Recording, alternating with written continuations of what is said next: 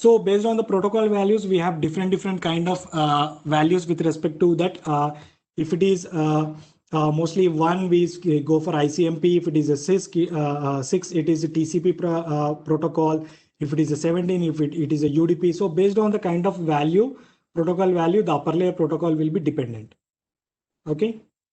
And this is with respect to one of the captured packet of, okay. We'll try to capture a ping command, because I thought anyway the ICMP protocol is there. In the next session we'll try to capture the packets in terms of ICMP.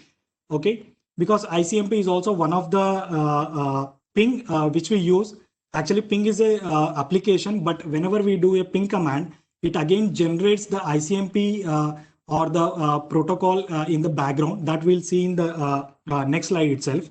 So whenever we talk about the fragmentation, in the example we have seen, it is a single packet, but in terms of fragmented packets, we can capture these fragments and we can see the fragment or the more fragments is set to 1. Okay, so whenever this more fragment is set to 1, the destination machine will understood, okay, there are 8 more packets yet to come. Now let's say even in the second packet, the more fragment is set to 1. Now in the third packet, the fragmentation or the more fragment has become 0. That means once this becomes 0, the destination machine will try to reassemble all the captured packets and make it as a single packet, because it has observed that there is more fragments set to 1. So this is how the fragmentation will be done with respect to the IP. So IP will have this particular feature to do the fragmentation and defragmentation at the destination end. Again, with respect to the vulnerabilities, again, IP also a lot of vulnerabilities where we have a kind of access and bandwidth controls. The flooding can be done with respect to IP, and also the spoofing can be done. And even there can be manipulation with respect to the packet parameters and the header values, and also the source and destination routes can also be changed with respect to the IP vulnerabilities, which will be discussed in the coming sessions. So as we have seen, IP we generally call it as a stateless protocol, because it will be try to send the information as it is, but there may be some kind of cases where we also need to have a feedback from the destination machine. So in that case, there is another kind of complementary protocol for IP, which is called as ICMP, which is Internet Control Messaging Protocol. Now what happens in terms of IP is, as the IP doesn't have any kind of states or doesn't provide any kind of feedback mechanism, the ICMP will be used to get the kind of feedback from this kind of behavior of the IP. So this is where the terms of we're talking about kind of ping.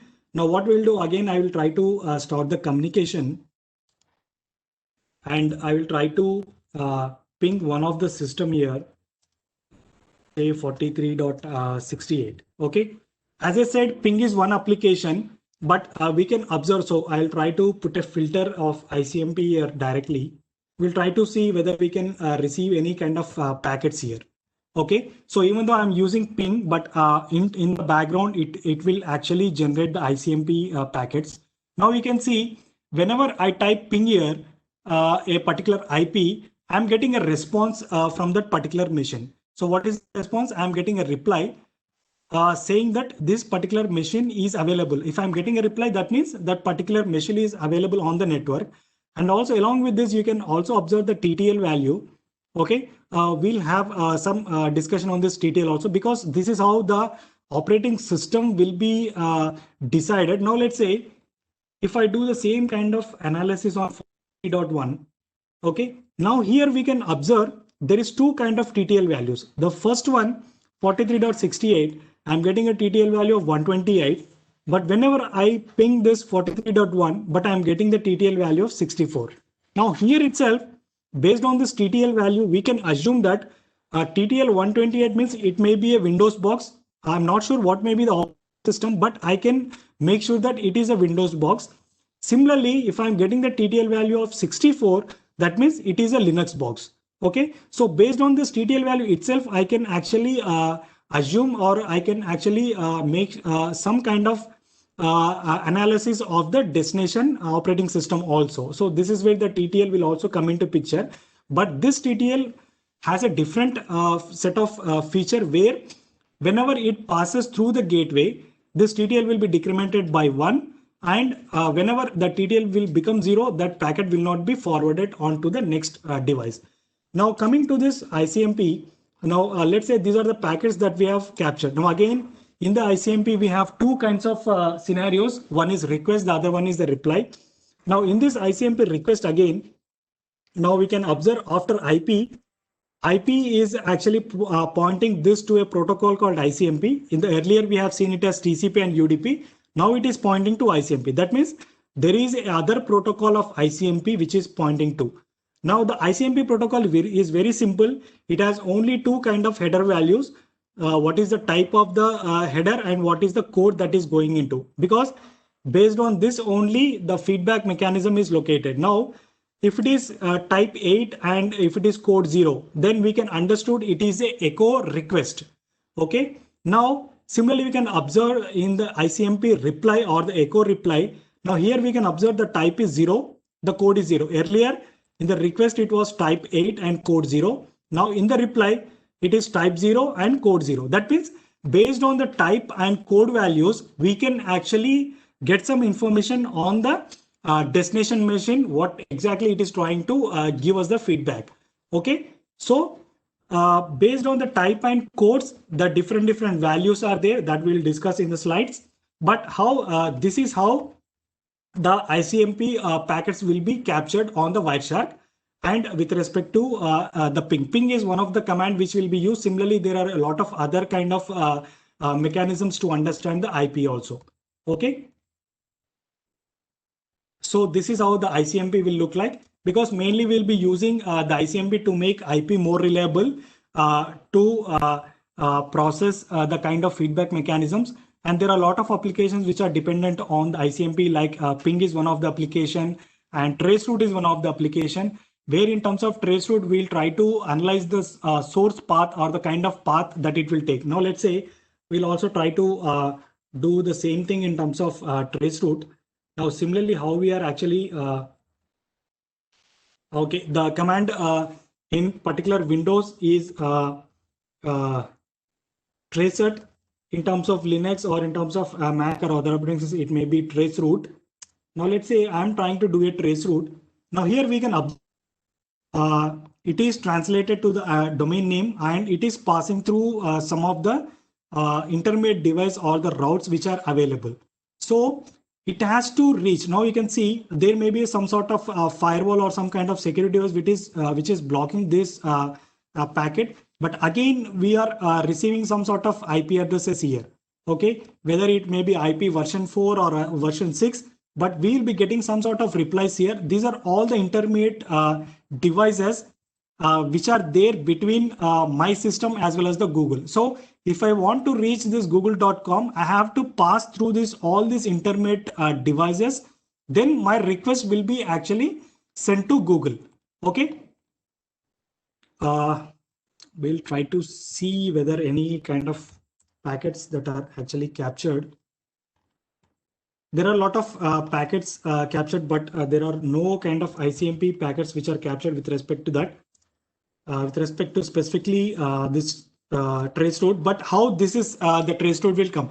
But how the underlying thing is in terms of traceroute is how actually we can come to know this intermediate devices. So as we discuss the concept of TTL, whenever the TTL will become 0, the packet will be dropped, and that dropping device will actually send a destination or send a feedback mechanism to the sender saying that this packet has been dropped because of TTL has become 0 and TTL has been dropped in transit. Okay, so based on that feedback mechanism, now what this particular traceroute application will do is the first packet, it will make the packet generated with TTL as 1. Okay, so whenever it receives the first hop, the TTL, whenever it receives here, it has to forward to the second hop. But as it is with the TTL value of 1, it will become 0, because as it becomes 0, it cannot forward to the next hop. So it will send a feedback mechanism to my system or to this application saying that the TTL has been dropped. Now I will get the IP address of this particular hop. Now in the second, I will make TTL as 2. Now it will pass through 1. Okay, now it will become 1 year. Again, it will be dropped here. Again, I will get an IP address of this. Now, in the third thing, I'll make it as 3. Now, 1, 2, and 3. After third device, it will become 0. Again, a feedback will be sent to the system. So, till it reaches the destination, the TTL will be incremented by 1, and all the respective gateways or the hops will be decrementing it to 0. So based on this TTL value, once it becomes 0, I'll be getting the feedback from all the respective IP addresses that will be displayed here as it is shown in the screenshot. So this is how the TTL will be used in terms of with respect to the ICMP to make the feedback possible whether the system has been able to reach it or not. Again, there are a lot of problems with respect to ICMP because I'm getting this feedback. I can assume or I can know the kind of operating system or the kind of path that is available with respect to the device.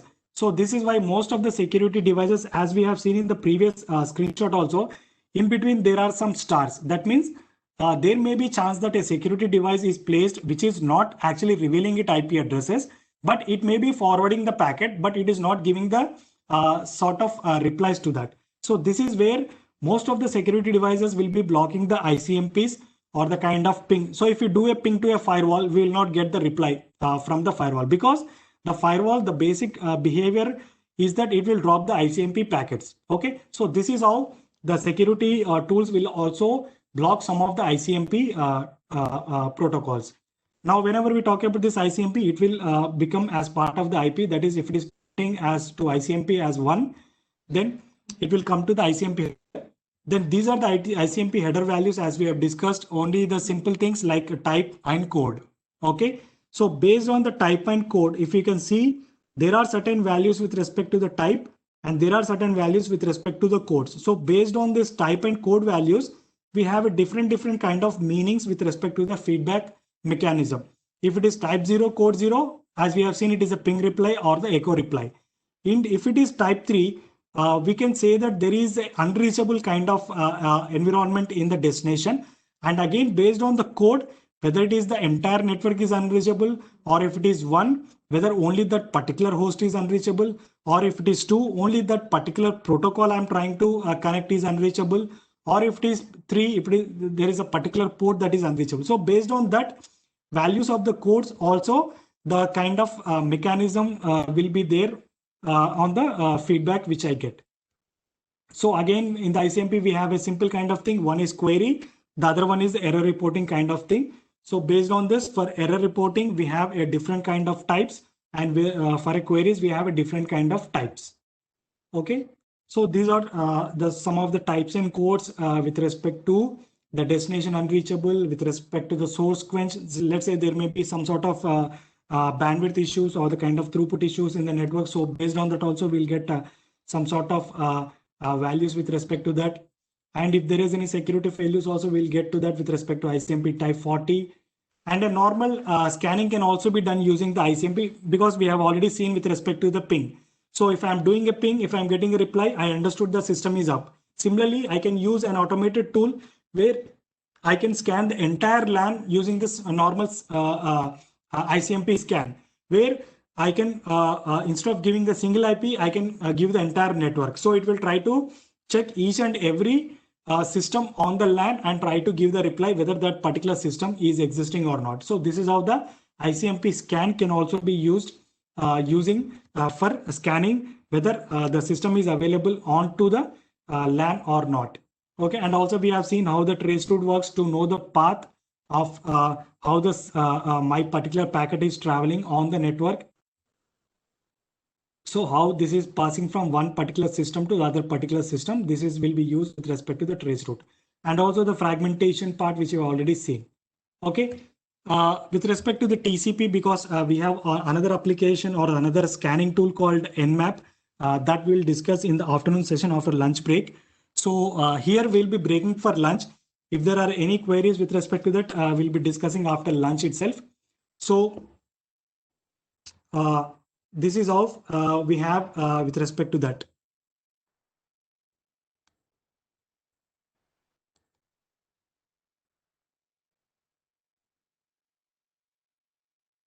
Okay, I'm only able to see USB cap in protocols. Sir, while or else you may please share the capturing screenshot in the our